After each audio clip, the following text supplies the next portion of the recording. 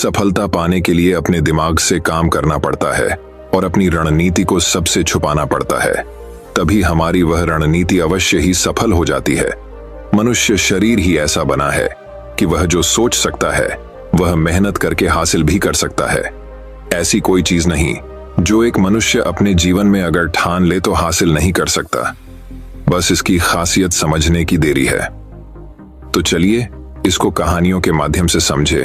तो बिना देर किए चलिए उन कहानियों की शुरुआत करते हैं। पहली कहानी, ये रहस्यमयी बातें अपने करीबियों को भी नहीं बतानी चाहिए। एक गांव में गोलू नाम का एक नौजवान लड़का रहता था। जैसा उसका नाम था वैसा ही उसका स्वभाव भी था, एकदम भोला। वो ज्यादा दिमाग नहीं लगाता था, जैसा उसके घर वाले और लोग उसे बोल देते वैसा ही वो कर देता, और जो उसे लगता बिना सोचे समझे लोगों के सामने वही बोल देता। गोलू के घर की आर्थिक स्थिति काफी अच्छी थी। उसके पिता के पास खेती करने के लिए पर्याप्त जमीन थी जिसमें अच्छी खासी फसल हो जाती थी।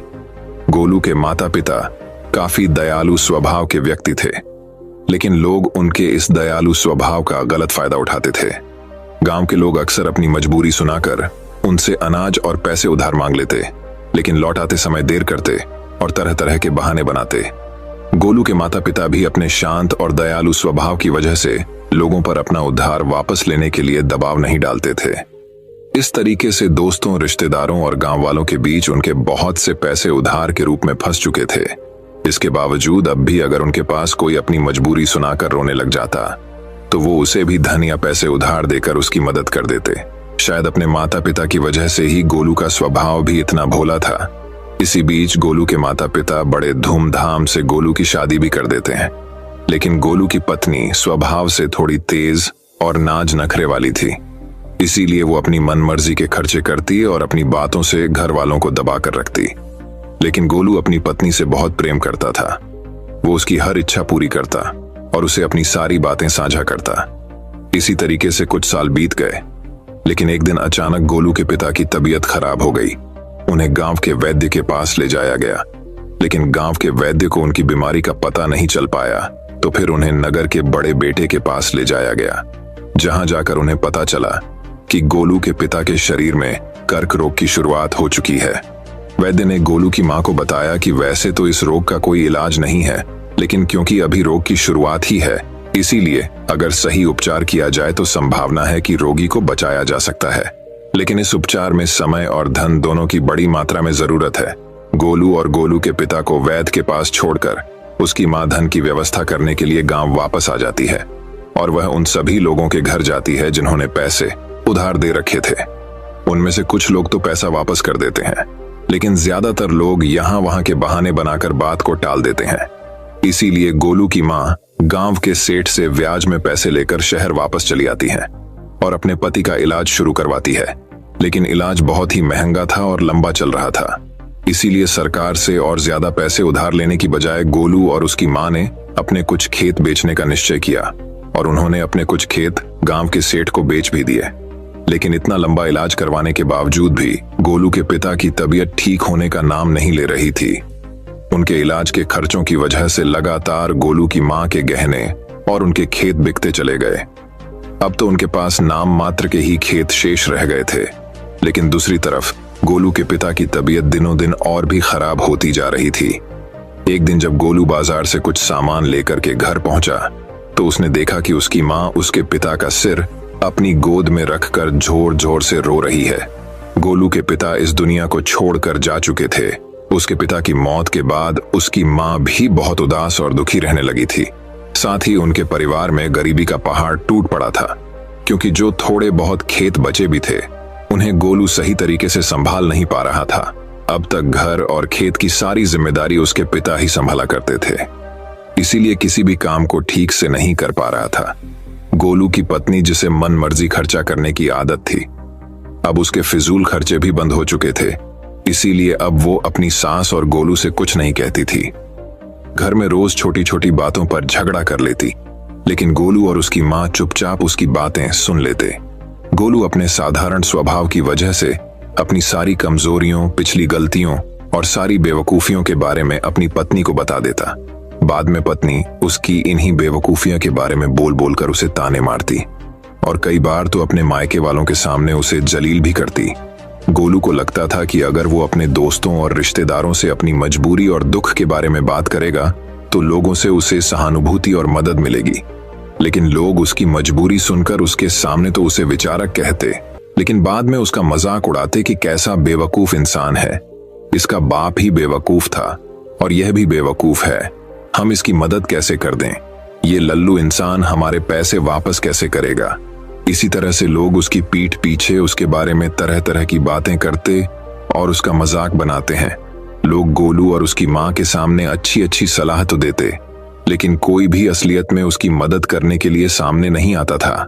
ऐसे ही एक दिन अचानक रात में गोलू की माँ के सीने में दर्द उठा और वो भी भगवान को प्यारी हो गई।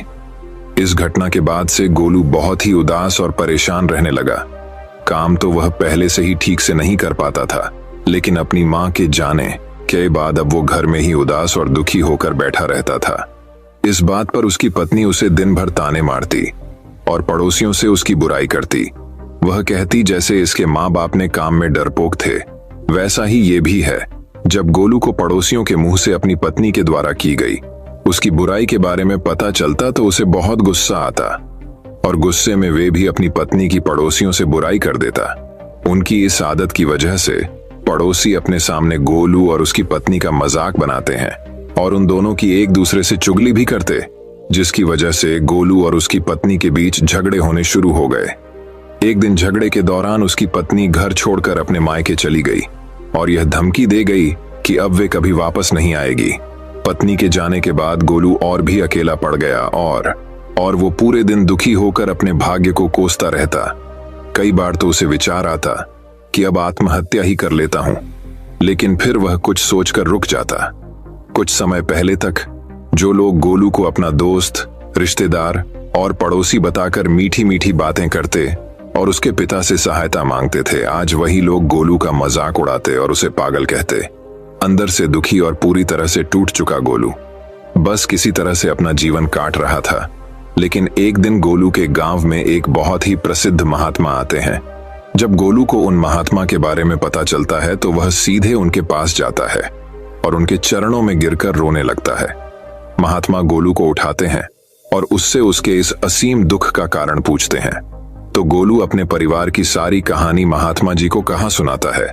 गोलू की पूरी बात को ध्यान से सुनने के बाद महात्मा उससे कहते हैं, तुम्हारे परिवार की इस हालत का कारण कोई और नहीं बल्कि तुम्हारा और तुम्हारे माता पिता का हृदय से ज्यादा सीधा होना और उन पारिवारिक बातों को दूसरों से बता देना है जिन बातों को कभी किसी से साझा नहीं करना चाहिए।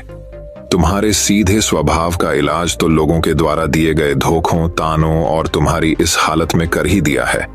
लेकिन आज मैं तुम्हें उन 7 बातों के बारे में बताऊंगा जिनके बारे में तुम्हें किसी से भी बात नहीं करनी चाहिए। गोलू पूरा ध्यान लगाकर महात्मा जी की बातें सुन रहा था। महात्मा जी ने कहना शुरू किया, पहली बात जो तुम्हें किसी से नहीं बतानी वो है तुम्हारे दुख और मजबूरी। ज्यादातर लोगों के जीवन में छोटा सा दुख और मजबूरी आई नहीं कि वो इसका ढिंढोरा पीटना शुरू कर देते हैं। लेकिन क्या दूसरों को अपना दुख और मजबूरी बताने से हमें उस दुख से छुटकारा मिल जाता है? नहीं, बिल्कुल नहीं। बल्कि ऐसा करने से हम लोगों की नजरों में एक कमजोर और मजबूर व्यक्ति साबित हो जाते हैं। ज्यादातर लोग मदद तो करते नहीं, लेकिन हमारी पीठ पीछे हमारे इस मजबूरी का उपहास जरूर उठाते हैं। जरा सोचो दूसरों से अपनी मजबूरी बताने का क्या कारण हो सकता है। या तो अपनी मजबूरी बताकर सामने वाले की सहानुभूति हासिल करना चाहते हैं या फिर उससे किसी प्रकार की आर्थिक मदद चाहते हैं।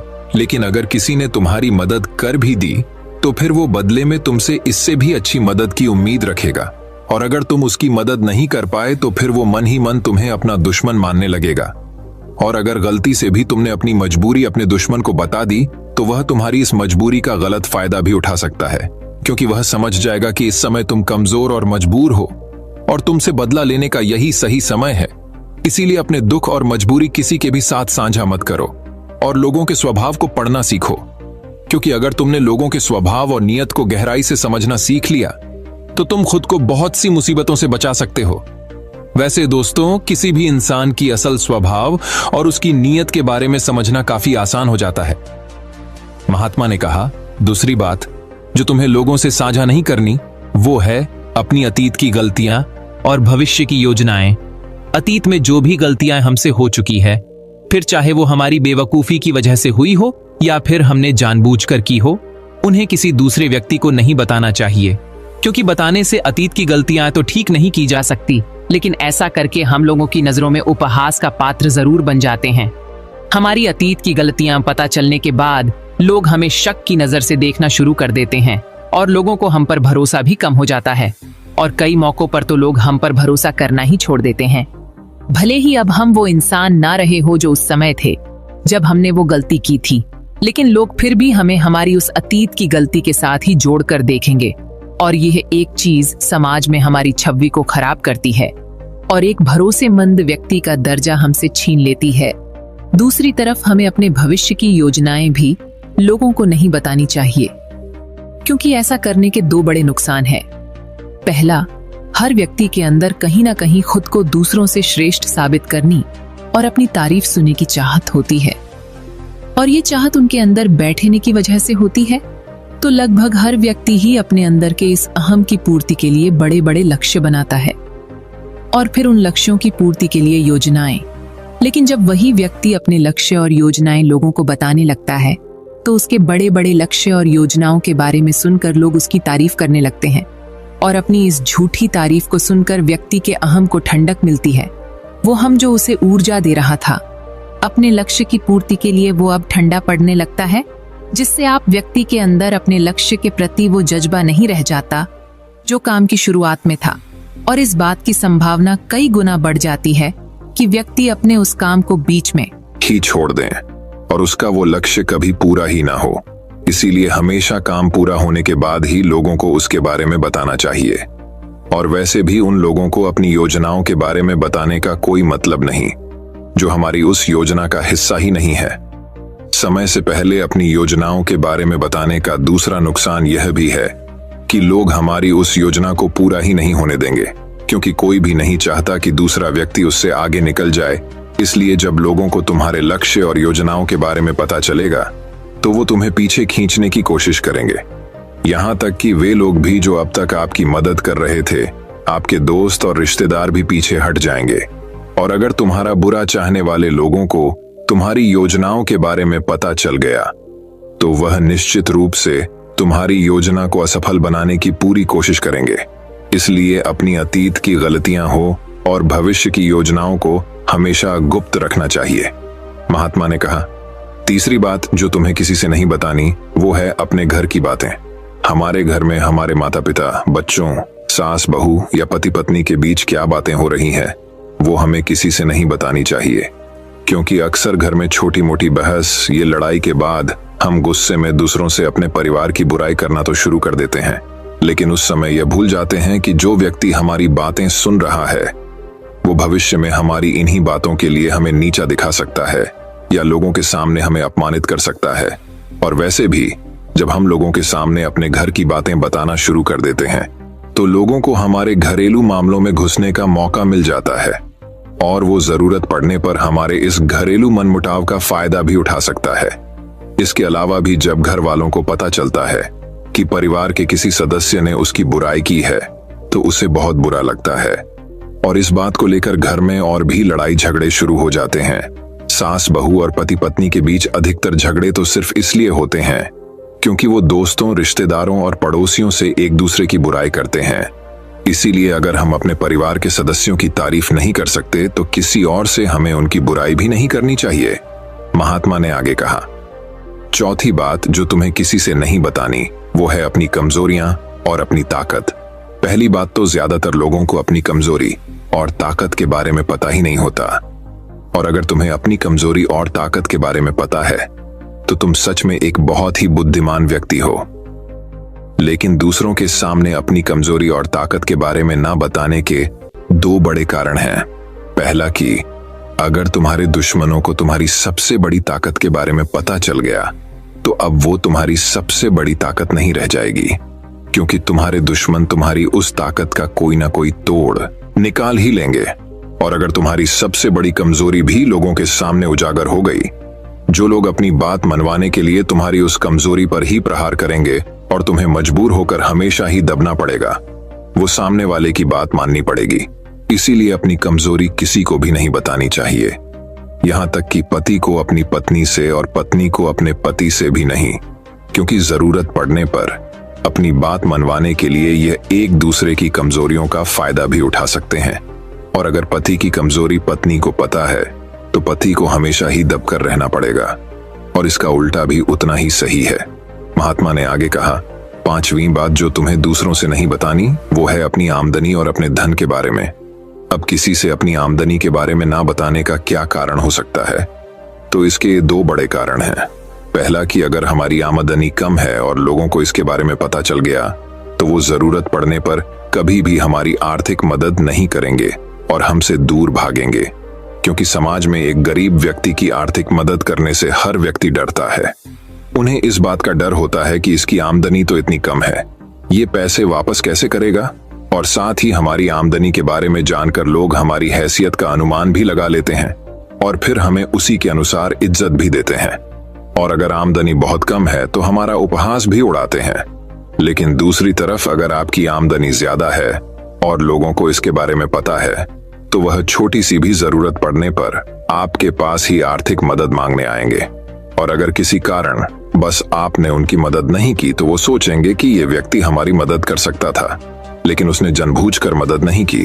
तो इस तरीके से आपकी ज्यादा आमदनी आपके दोस्तों और रिश्तेदारों के साथ आपके आपसी मनमुटाव और झगड़े का कारण बनेगी। इसीलिए अगर आमदनी कम है तो लोग मजाक उड़ाएंगे, और अगर ज्यादा है तो हर व्यक्ति तुमसे मदद मांगता रहेगा। इसीलिए अपने धन के बारे में बात ना करने में ही समझदारी है। और शास्त्रों में तो यह तक कहा गया है कि पति को अपनी कमाई के बारे में कभी भी पूरी तरह से अपनी पत्नी को नहीं बताना चाहिए, क्योंकि अगर पत्नी को पति की कमाई के विषय में पता चल गया तो वो उसकी कमाई को अपने हिसाब से चलाने की कोशिश करेगी, उसके धन पर जरूरत से ज्यादा अपना अधिकार जताएगी और पति के तमाम खर्चों पर रोक लगाने का प्रयास करेगी। महात्मा ने उससे आगे कहा, 6ठी बात जो तुम्हें लोगों से नहीं बतानी वो है अपने अपमान के बारे में। अगर तुम्हें किसी कारण से कहीं पर भी अपमानित होना पड़ा है तो इसके बारे में कभी किसी चर्चा ना करो, अपनी पत्नी को भी ना बताओ, क्योंकि तुम्हारी पत्नी बेशक उस वक्त तुम्हारे पक्ष में बात करेगी, लेकिन बाद में बात पर उस अपमान का ताना देती रहेंगी। और अगर दूसरे लोगों को भी तुम्हारे उस अतीत में हुए अपमान के बारे पता है तो वो कभी भी 4 लोगों के सामने तुम्हारे उस अपमान के बारे में बात करके तुम्हें जलील कर सकते हैं। महात्मा ने आगे कहा, 7वीं और अंतिम बात जो तुम्हें दूसरों से साझा नहीं करनी वो है अपने मित्र और अपने शत्रुओं के बारे में। हालांकि ज्यादातर लोगों को इससे कोई मतलब नहीं होता कि हमारे मित्र और शत्रु कौन है, लेकिन इस जानकारी का गलत फायदा वो लोग उठा सकते हैं जो हमारा बुरा चाहते हैं। अगर हमारे शत्रुओं को यह पता चल गया कि हमारे मित्र कौन है जो जरूरत पड़ने पर हमारा साथ दे सकते हैं, तो वो हमारे मित्रों के साथ अपने संबंध गहरे करके उन्हें हमसे दूर ये हमारे खिलाफ कर सकते हैं। और अगर हमारे मित्रों को यह पता है कि हमारा सबसे बड़ा शत्रु कौन है, तो अगर आने वाले समय में किसी कारण बस हमारा वो मित्र हमारा शत्रु बन जाता है तो वो हमारे उस पुराने शत्रुओं के साथ मिलकर हमारा बड़ा नुकसान कर सकता है।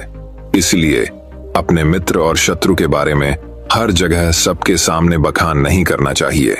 इतना कहने के बाद महात्मा जी मौन होकर गोलू के चेहरे की तरफ देखने लगे। गोलू की आंखों में आंसू थे, पश्चाताप के आंसू। आज पहली बार उसे महसूस हुआ कि वो अपनी पत्नी, दोस्तों और गांव वालों को अपनी हर एक बात बताकर कितनी बड़ी गलती कर रहा है, और उसकी इसी नादानी की वजह से सब उसे बेवकूफ समझते हैं और उसकी पत्नी भी उसकी इज्जत नहीं करती और उसे छोड़कर जा चुकी है।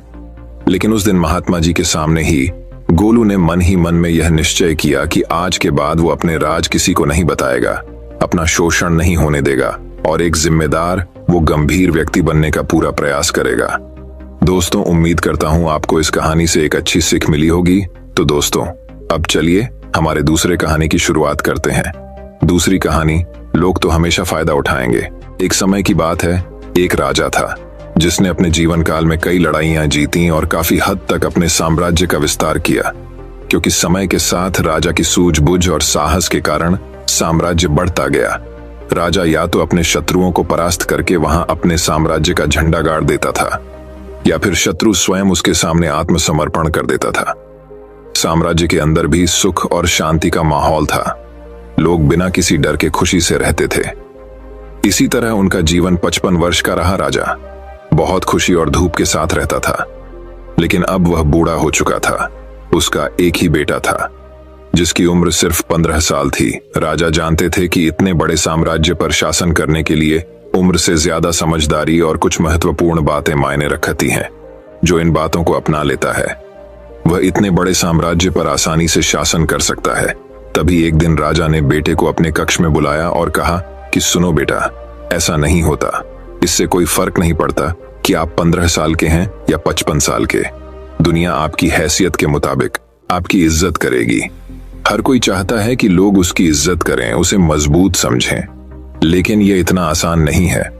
अगर आप चाहते हैं कि लोग आपका सम्मान करें तो सबसे पहले यह याद रखें, कभी किसी से आपका सम्मान करने के लिए न कहें।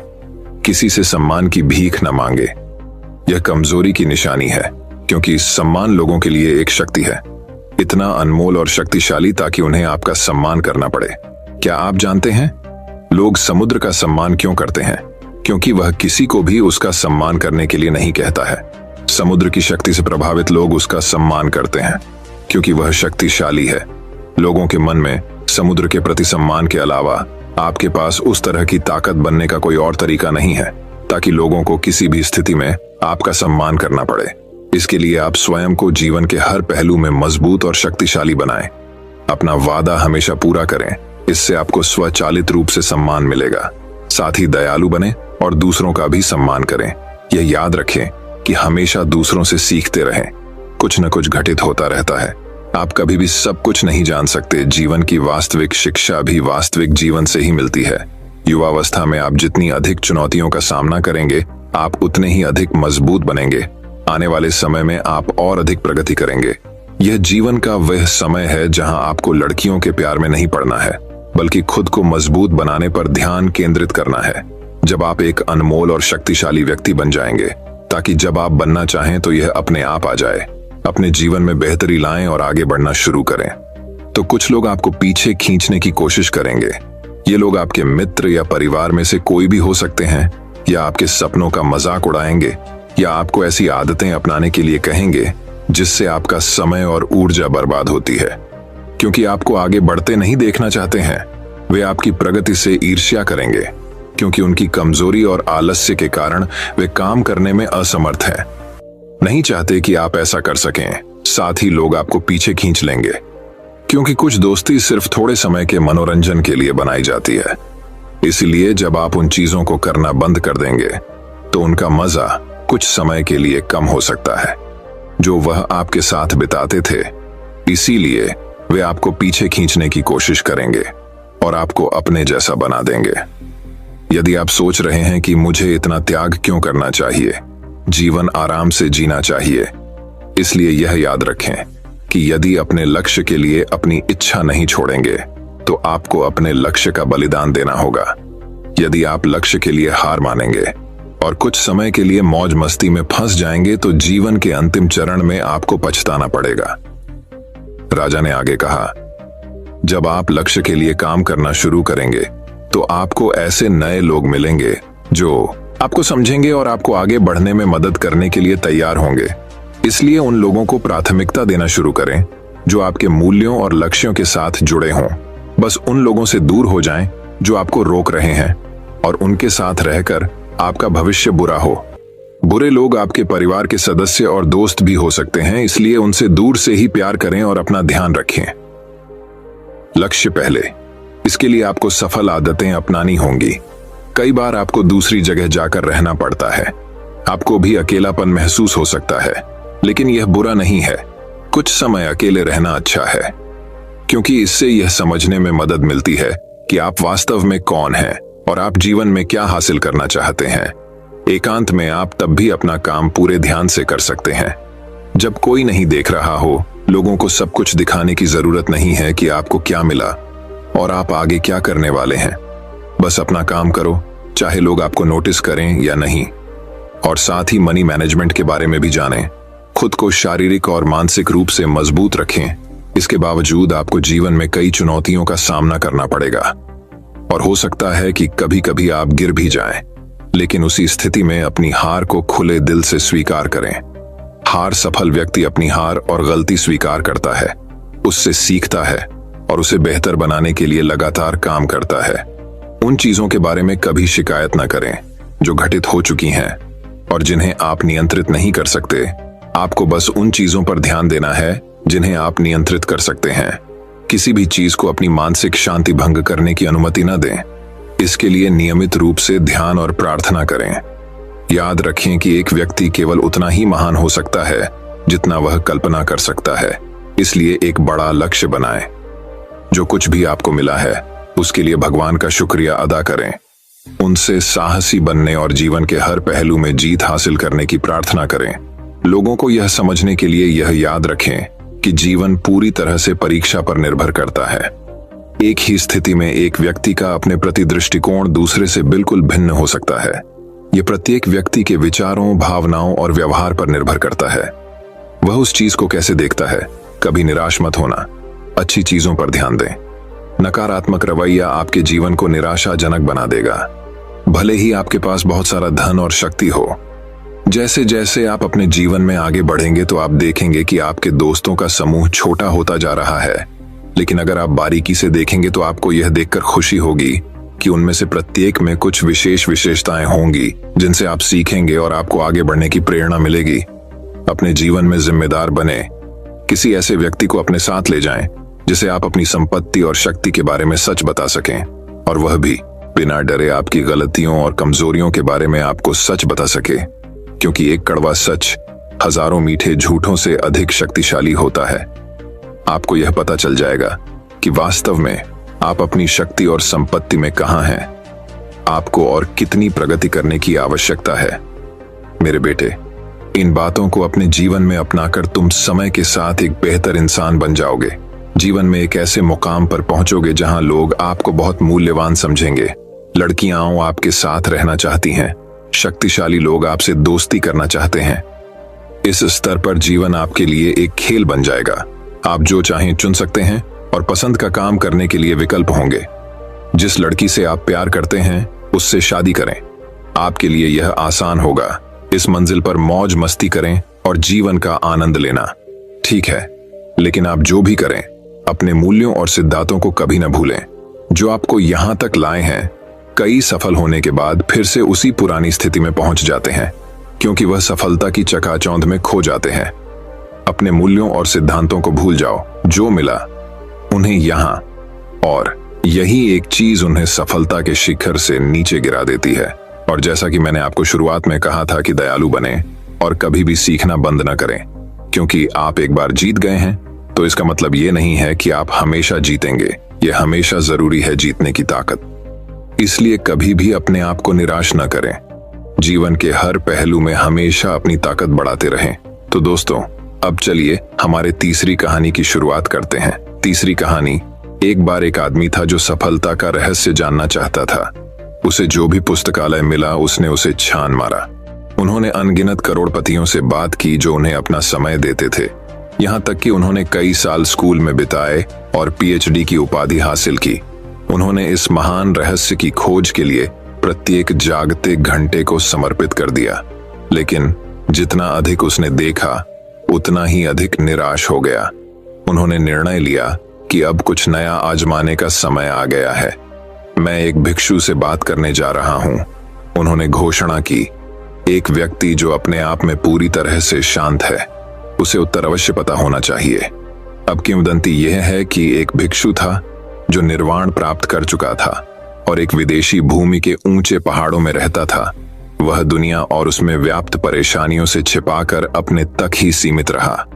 सफलता का रहस्य खोजने के लिए उस व्यक्ति ने अपना बैग पैक किया, एक हवाई जहाज का टिकट खरीदा और पहाड़ों के रहस्यमय भिक्षु को खोजने के लिए दुनिया भर में आधी उड़ान भरी। 2 दिन की लगातार यात्रा के बाद वह आदमी आखिरकार देर रात पहुंचा और पास के शहर में एक छात्रावास किराए पर लिया। वह सूर्योदय से पहले उठा और पहाड़ की चोटी पर अपनी यात्रा शुरू की। घंटों आते जाते रहे और वह आदमी चढ़ता रहा। दोपहर बीत गई 1 बजे, 2 बजे वह अभी भी शीर्ष पर नहीं पहुंचे थे। अंत में 1 घंटे की धूप शेष होने पर वह आदमी एक अंतिम चट्टान पर चढ़ गया और पहाड़ की चोटी पर समतल जमीन पर पहला मजबूत कदम रखा। चोटी पर एक छोटी सी झोंपड़ी के अलावा वीरानगी थी, जो अधिक से अधिक एक व्यक्ति और उसकी पत्नी को आश्रय दे सकती थी। जीवन का संकेत देखकर आभारी होकर वह आदमी झोपड़ी में चला गया। सामने कोई दरवाजा नहीं था, बस पीछे की ओर जाने के लिए एक रास्ता था, जो एक चट्टान के ऊपर लटकते हुए लकड़ी के 3 छोटे तख्तों द्वारा निर्दिष्ट था, जो जमीन पर हजारों फीट की ऊंचाई तक गिरा हुआ प्रतीत होता था। सावधानी से उस आदमी ने अपना पहला कदम बाहर तख्त पर उठाया, झोपड़ी की साइडिंग पकड़ ली और कोने के चारों ओर अपना सिर रख दिया, जैसी कि उसे बहुत आशा थी। वहां एक लबादा पहने बूढ़ा आदमी फर्श पर पालथी मारे बैठा था और पूरी तरह से ध्यान में डूबा हुआ था। झोपड़ी हवा में खुली थी, लकड़ी का फर्श था, जैसा कि आप किसी घर के पिछले डेक पर देखते हैं। भिक्षु का ध्यान आकर्षित करने का प्रयास करते हुए उस व्यक्ति ने अपनी पहचान बनाने के लिए वह सब किया जो वह कर सकता था। उसने अपने पैर थपथपाए और अपना गला साफ किया। उसने गहरी सांस ली और अपनी उंगलियां चटकाईं, लेकिन साधु टस से मस नहीं हुआ। वहां वह अपनी आंखें बंद करके किसी अन्य प्राणी की उपस्थिति से अप्रभावित चुपचाप बैठा रहा। कई क्षणों तक बेसब्री से इंतजार करने के बाद उस व्यक्ति ने फैसला किया कि वह अपने शब्दों का उपयोग बर्फ तोड़ने के लिए करेगा। सर, मैंने निर्वाण प्राप्त करने में आपकी सफलता के बारे में बहुत अच्छी बातें सुनी हैं। मैं आशा कर रहा था कि आप मेरे एक प्रश्न का उत्तर दे सकेंगे। क्या आपको लगता है कि आप ऐसा कर सकते हैं? साधु ने कोई उत्तर नहीं दिया तो उस आदमी ने एक बार फिर अपना मुंह खोला। मैं सफलता का रहस्य जानना चाहता हूं। भिक्षु ने तुरंत अपना सिर घुमाया और जमीन से उठते हुए उस व्यक्ति की आंखों में सीधे देखा। अंत में सीधे खड़े होकर साधु ने अपना शरीर पूरी तरह से उस आदमी की ओर कर दिया और 2 जोरदार कदम आगे बढ़ाए, जब तक कि वह उस आदमी के चेहरे के कुछ इंच के भीतर न आ गया। उसकी आंखों में क्रोध और झिझक का मिश्रण था। वह एक पल के लिए रुके और फिर धीरे से बोले, आना। भिक्षु एक नई ऊर्जा के साथ उड़ गया, जैसे कोई दिव्य आत्मा उसमें भर गई हो। वह पहाड़ी चट्टान पर लटके रास्ते की ओर भागा और नाचता हुआ दूसरी ओर चला गए। उसने कोने का चक्कर लगाया और उस रास्ते पर चल दिया जिसे उस व्यक्ति ने ऊपर जाते समय नहीं पहचाना था। अचानक यह आगे बने रहने की होड़ बन गई। वह आदमी जो शारीरिक चुनौती के लिए तैयार नहीं था, पहले तो बहुत पीछे रह गया। वह जितनी तेजी से भाग सकता था भागा, केवल इतना कि साधु की नजरों में रहे। वह आश्चर्य से देख रहा था कि भिक्षु पहाड़ से एक एक करके प्रत्येक चट्टान और शिलाखंड पर तैर रहा है, जैसे कि गुरुत्वाकर्षण से अप्रभावित हो। धीरे धीरे संघर्ष कर रहे व्यक्ति को ताना मारते हुए साधु ने प्रत्येक कदम पर इतनी कृपा और सहजता से छलांग लगाई। कुछ मिनटों के बाद साधु उस आदमी की नजरों से ओझल हो गया। केवल विश्वास ने ही अब उसका मार्गदर्शन किया, क्योंकि वह पहाड़ से नीचे उतरता रहा और उम्मीद कर रहा था कि भिक्षु अंततः नीचे उसकी प्रतीक्षा कर रहा होगा। ऐसा लग रहा था जैसे कई घंटे बीत गए हों और अंततः उस आदमी ने पहाड़ की तलहटी में भिक्षु के साफ गंजे सिर से चमकते सूरज को डूबते हुए देखा हो। अपनी आखिरी सांस के साथ उसने राहत की सांस ली। उन्होंने चुनौती पार कर ली थी। वह आदमी आखिरकार पहाड़ के नीचे पहुंच गया, जहां साधु समुद्र तट की एक छोटी सी पट्टी पर खड़ा था। हांफते हुए, आंखों में पसीना टपकाते हुए वह आदमी साधु के बोलने का इंतजार करने लगा। साधु शांत खड़ा होकर सूर्यास्त की ओर देख रहा था। कुछ मिनट बाद साधु अंततः बोला, तुम क्या चाहते हो? वह आदमी थोड़ा निराश हो गया कि उसका समय बर्बाद हो रहा है। उसने अधीरता से सवाल का जवाब दिया, मैंने तुमसे कहा था, मैं सफलता का रहस्य जानना चाहता हूं। पहली बार भिक्षु मुस्कुराया और कहा, मेरे पीछे आओ। जब वह पानी में चला गया और गहराई में खड़ा हो गया, उस व्यक्ति ने झिझकते हुए और भ्रमित होकर वैसा ही किया जैसा भिक्षु ने कहा था और ज्वार की ओर चल दिया। जैसे ही उसने पानी में अपना पहला कदम रखा, उसकी रीढ़ की हड्डी में ठंडक दौड़ गई। यह उसकी पसंद के हिसाब से कुछ ज्यादा ही ठंडा था। वह एक क्षण के लिए रुका, एक गहरी सांस ली और पानी में उतरता चला गया। कुछ और सतर्क कदमों के बाद वह व्यक्ति काफी गहराई में था और भिक्षु के बगल में लगभग 2 फीट की दूरी पर खड़ा था। भिक्षु के दोबारा बोलने से पहले वे 1 मिनट तक मौन खड़े रहे आप क्या चाहते हैं? सर, मैं आपको पहले ही 2 बार बता चुका हूं, उस व्यक्ति ने स्पष्ट रूप से चिढ़ते हुए कहा। समुद्र में खड़ा होकर क्या करेगा? कृपया मुझे सफलता का रहस्य बताएं। साधु ने उस आदमी की हताशा को समझते हुए एक बार फिर शांति से कहा, मेरे पीछे आओ। इस बार वह गर्दन तक गहराई तक खड़े होकर पानी में कुछ फीट और चला गया। इस बात पर वह आदमी क्रोधित हो गया। उन्होंने आधी दुनिया की उड़ान भरने में अपना समय और पैसा बर्बाद करने के अपने फैसले पर सवाल उठाया था। वह मुड़कर घर जाने ही वाला था कि भिक्षु पानी में क्षितिज की ओर मुंह करके चुपचाप खड़ा हो गया।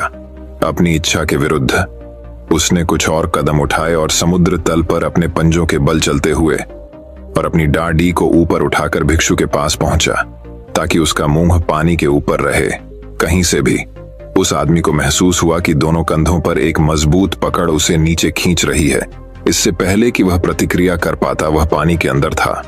कुछ सेकंड के बाद यह स्पष्ट हो गया कि यह पकड़ नहीं होने वाली थी। अब यह उसके जीवन की लड़ाई थी। भिक्षु इतना छोटा, नाजुक दिखने वाला था, फिर भी उसकी शक्ति असाधारण थी। वह आदमी बहुत लड़ता रहा, लेकिन साधु की पकड़ से बाहर नहीं निकल सका। पहाड़ से नीचे लंबी दौड़ के कारण अभी भी उसकी सांस फूल रही थी। उसे महसूस हो रहा था कि उसकी सहन शक्ति तेजी से खत्म हो रही है। वह जानता था कि कुछ ही सेकंड की बात है जब वह बेहोश हो जाएगा और डूब जाएगा। वह आदमी हार मानने वाला था। वह काफी देर तक बेबसी से छटपटाता रहा था और जानता था कि अब उसके जाने का समय आ गया है। वह कुछ सेकंड के लिए निश्चल बैठा रहा। फिर एक ऐसी इच्छा शक्ति जो लगभग अलौकिक महसूस हुई, उसकी आत्मा में भर गई। एक आखिरी प्रयास से आदमी ने समुद्र तल पर अपनी ताकत इकट्ठी कर ली। उसने अपने पैर मोड़कर पानी की सतह की ओर छलांग लगा दी। उसने अपनी भुजाएं घुमाई और अपनी पूरी ताकत से चिल्लाया और साधु की राक्षसी पकड़ से छूट गया। उसने हवा में अपनी पहली सांस ली और महसूस किया कि उसके फेफड़े एक बार फिर ताजी ऑक्सीजन से भर गए हैं। कुछ ऐसा जो उसने सोचा था कि उसे फिर कभी महसूस नहीं होगा। वह कुछ मिनटों के लिए अचंभे में पड़ गया। उसके चेहरे पर डूबते सूरज की चमक के साथ जैसे ही उसने अपनी सांसें संभाली, उसकी आंखें बंद हो गईं। जब तक उसे होश आया, साधु उसके पास से जा चुका था। उस आदमी ने समुद्र तट की ओर देखा और देखा कि साधु रेत पर खड़ा है और उसे धैर्यपूर्वक देख रहा है। घबराहट अचानक गुस्से में बदल गई। वह आदमी तेजी से तैरकर किनारे पर आ गया। उसने रेत पर अपना पैर जमाया और साधु की ओर दौड़ा। अरे, वह आदमी चिल्लाया, तुम्हारी समस्या क्या है? जैसे ही उसने भिक्षु को रेत पर धकेल दिया और उसके ऊपर कूद गया, उसने साधु का गला जोर से पकड़ लिया और उसके पापा भींच लिए। अब दम घुटने की बारी साधु की थी। क्रोध से क्रोधित होकर उस व्यक्ति ने साधु को नीचे गिरा दिया और असहाय कर दिया। लेकिन वह कितना भी चाहे, साधु के गले पर अपनी पकड़ नहीं बना सका। साधु ने उन्हें शांत रखा और विरोध करने की कोशिश नहीं की। धक्का लगने से उनका चश्मा उड़ गया था। उस आदमी ने उसकी आंखों में देखा और एक अलग व्यक्ति को देखा। वह किसी से संबंधित है, एक इंसान होना। जल्द ही उस व्यक्ति ने साधु को आजाद करने का फैसला कर लिया। उसने भिक्षु के गले से अपना हाथ खींच लिया और रेत पर लुढ़क गया। वह भिक्षु के पास चुपचाप बैठ गया, जिसने खुद को इकट्ठा किया था, और पाया कि उसका चश्मा हाथ की पहुंच के भीतर रेत में आधा दबा हुआ था। उन दोनों ने देखा कि सूर्य का अंतिम सिरा क्षितिज के नीचे गायब हो गया। आदमी के अंदर असंख्य भावनाएं उमड़ पड़ी, भ्रम, क्रोध, निराशा। फिर भी लंबे समय में पहली बार उसे शांति और सुकून महसूस हुआ। साधु ने फिर पूछा, तुम क्या चाहते हो? इस बार उस आदमी का जवाब अलग था। वह अब नहीं जानता था कि उसने दुनिया भर में यात्रा करने का फैसला क्यों किया। हे ने खुद से सवाल करना शुरू कर दिया। मुझे अब भी यकीन नहीं हो रहा है। साधु ने ऊपर पहुंचते ही हंसते हुए उस आदमी के कंधे पर अपना हाथ रखा और आखिरी बार बोला, एक क्षण ऐसा आएगा जब आप सफलता को उतनी ही बुरी तरह से चाहेंगे जितना आप सांस लेना चाहते हैं। तभी और केवल तभी आपको सफलता मिलेगी। भिक्षु ने फिर खुद को रेत से उठाया और पहाड़ों में अपने घर तक वापस यात्रा शुरू की। जब भी मैं इसे पढ़ता हूं या इसके बारे में सोचता हूं, तो इस दृष्टांत ने मुझे व्यक्तिगत रूप से कड़ी मेहनत करने के लिए प्रेरित किया है। मैंने इसे पहली बार प्रसिद्ध वक्ता एरिक थॉमस द्वारा जारी एक प्रेरक वीडियो में खोजा था। इसने कार्यनीति के बारे में मेरे सोचने के तरीके को हमेशा के लिए बदल दिया।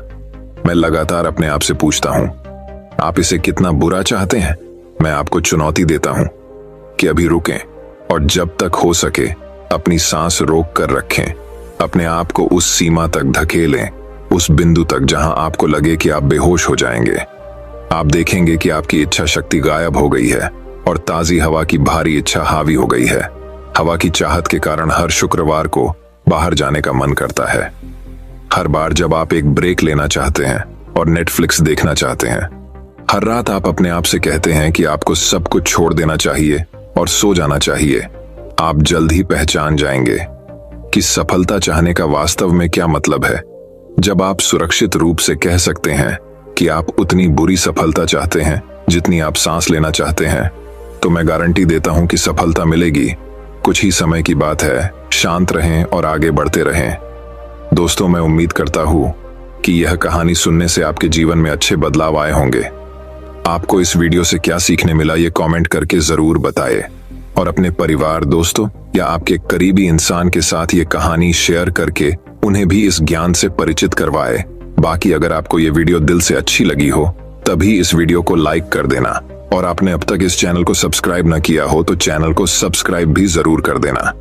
आपका हर दिन शुभ हो और खुशियों से आपका जीवन भरा रहे। धन्यवाद। नमो बुद्धाय।